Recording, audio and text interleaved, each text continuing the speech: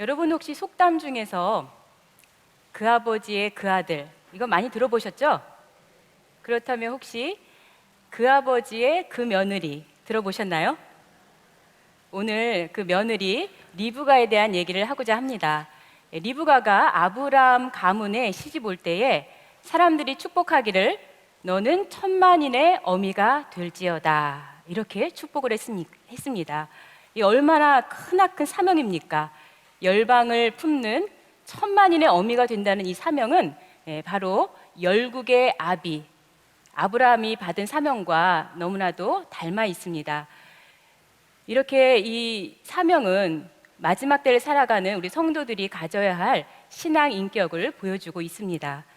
하나님께서는 아브라함 가문을 통해서 일하셨죠. 이 가문의 구속사는 마치 대하 드라마와 같습니다. 그래서 사건도 많고요. 그리고 등장 인물들도 많습니다. 그런 가운데 조연인데도 불구하고 그 조연이 자기의 역할을 너무나도 충실히 잘해서 주연을 더 빛나게 하는, 그 구속사를 더 빛나게 하는 그런 사람도 있는 거죠. 그래서 오늘 이 리브가는 아브라함 가문에 시집을 와서 아브라함으로부터 산자의 신앙을 배우고 구속사적인 삶을 살았습니다. 그러면 구체적으로 어떠한 구속사적인 삶을 살았는지 오늘 함께 살펴보도록 하겠습니다. 오늘 제목은 언약의 연결고리, 리브가가 되겠습니다. 언약의 연결고리 리브가, 오늘 창세기 24장 60절 말씀이 되겠습니다. 보통 그 사명이라든가 속성이 이름 속에 잘 나타나 있죠. 이 리브가라고 하는 이름은 어떤 뜻을 가졌느냐 하면은 붙들어 매다, 그리고 단단히 묶다. 그래서 이 이름 속에는 끈이라든가 고리, 무언가를 단단하게 연결시켜주는 그런 고리와 같은 의미가 있습니다. 그러면 구체적으로 이 리브가가 어떠한 연결고리의 역할을 구속사적으로 해내는가, 오늘 세 가지로 살펴볼 텐데요. 첫 번째로는 바로 나홀의 가문을 언약의 가문인 아브라함 가문에 연결시키는 역할을 했습니다. 나홀의 가문을 언약 가문에 연결시키는 역할을 했습니다. 나홀이 누군가요? 나홀은 아브라함의 동생이죠. 우리가 창세기 24장 15절 말씀에 보시면 아브라함의 동생 나홀이라고 말씀을 하고 있죠. 그런데 이 나홀은 갈대아 우르에 살면서 하나님께서 떠나라 이러한 명령을 했을 때 이제 가족들이 다 그곳을 떠나게 되는데 유독히 이 나홀은 나오지 않고 그 우상의 도시에 그냥 버팅기고 머물러 있었습니다. 그 당시에는 가부장적인 사회이기 때문에 아버지가 말하면 들어야 되는 거죠. 그런데 얼마나 고집스러운지 절대 여기를 떠나지 않고 우상의 도시에 그저 머무르고 있었습니다. 그리고 하나님을 두려워하지 않는 이러한 비신앙적인 불신앙의 사람인 것을 우리가 알 수가 있는 것이죠. 그런데 이 나홀이 갑자기 그 족보가 등장을 하는 겁니다. 성경 속에. 전혀 그 소식을 알 수가 없었고 얘기도 들린 바 없던 나홀의 가문에 대한 이 족보가 등장을 하는데요. 창세기 22장 20절부터 23절까지 보시면 나홀의 족보가 어떻게 나오냐면 나홀이 8아들을 낳습니다. 그 가운데 부두엘이라는 아들을 통해서 리브가를 낳았다, 이렇게 성경은 기록하고 있는 것이죠. 오히려 족보에는 남자의 이름이 기록이 되어야 되는 거죠. 부두엘의 아들의 이름은 라반인데요, 오히려 라반의 이름은 나오지 않고 여자인 리브가 이름이 나온다는 건 굉장히 심상치 않은 일입니다. 즉 리브가가 이 족보에서 소개하고자 하는 그러한 인물이라는 것을 주목시키고 있는 것이죠. 근데 이 리브가가 바로 이 아브라함이 낳은 이삭과 결혼을 하게 됩니다. 이렇게 결혼을 하게 되면서 나홀의 가문은 아브라함 가문에 연결이 되게 돼 있는 겁니다. 전혀 상관이 없이 구속사 바깥으로 떨어져 나갔던 이 나홀의 가문이 오히려 구속사의 쓰임을 받는 이 언약의 계보를 이어가는 데에 사용이 된 것입니다. 자, 이렇게 리브가의 결혼은, 리브가가 시집을 오게 된 배경은, 이것은 어떠한 우연도 결코 아니라 이 속에는 하나님의 놀라운 구속 섭리가 숨겨져 있습니다. 자, 어떠한 거냐면 첫 번째로는 바로 여호와 이레의 축복입니다. 여호와 이레의 축복. 이 족보를 시작할 때에 20절 말씀을 보시면 20절 말씀에 이렇게 말씀합니다. 이 일 후에로 시작해서 나홀에 관한 얘기가 지금 들려오고 있는 것이죠. 그렇다면 이 일이라는 것은 무엇일까요? 앞서서 창세기 22장 전체를 차지하고 있는 바로 아브라함이 이삭을 바치는 사건이죠. 아브라함이 이삭을 바침으로 인해서 놀라운 축복을 받는데 그것이 바로 여호와 이레의 축복입니다. 여호와께서 준비하시리라. 따라서 이 리브가라고 하는 인물은 마치 하나님이 수양을 예비하시듯이 리브가라고 하는 인물 또한 구속사를 위해서 준비된 여호와 이레의 그런 축복이라는 것을 알 수가 있습니다.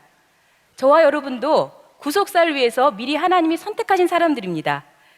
어디에 나와 있어요?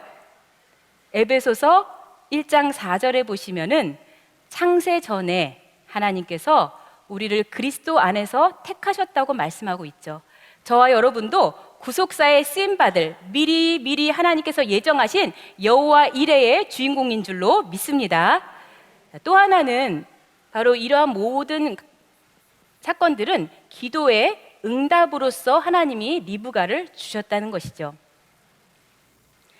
신부를 구하는 이 모든 과정을 창세기 24장에서 자세히 기록을 하고 있는데요. 자, 그런데 이제 엘리에셀, 즉 아브라함의 종 엘리에셀이 이제 명령을 붙잡고 저 멀리 고향인 밧단 아람으로 가게 됩니다.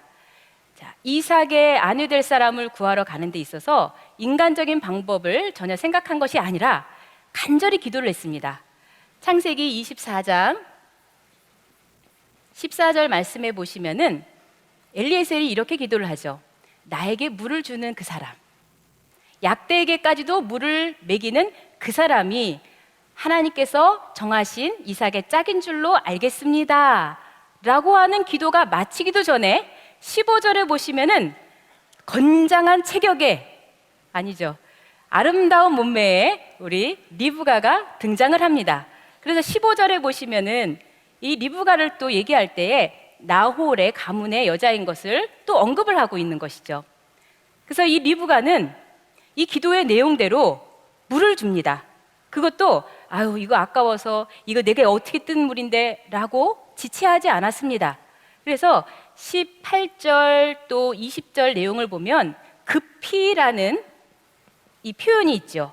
급히, 말이 떨어지기가 무섭게 이 이방인인 낯선 사람인 엘리에셀에게 자기의 물동이의 물을 급히 내주어서 마시게 합니다. 얼마나 마음이 푸근합니까? 이러한 친절, 이러한 배려를 베푸는 여자야말로 구속사에 있어서 반드시 하나님이 찾고 있는 사람이죠.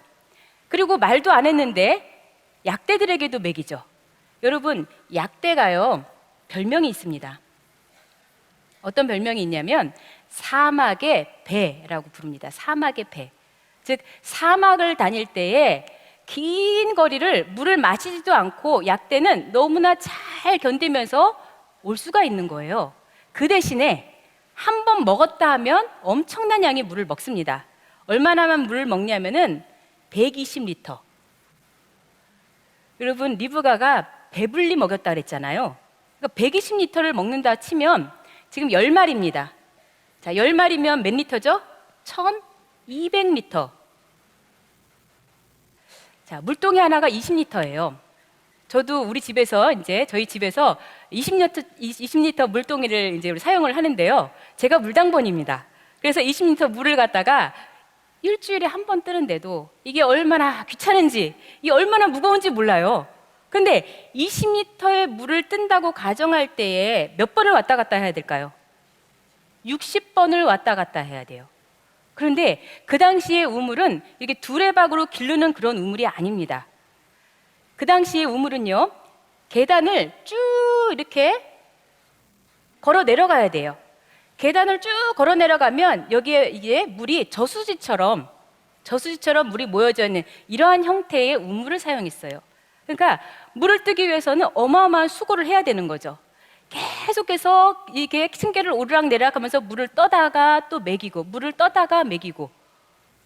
사실 약대가 무슨 말을 하는 것도 아니잖아요. 그런데 이 리브가는 상대방을 잘 헤아릴 수 있는 넓은 마음을 가졌어요. 말 못하는 이 만물이지만 머나먼 길을 오느라 이 약대들이 얼마나 목이 탔을까.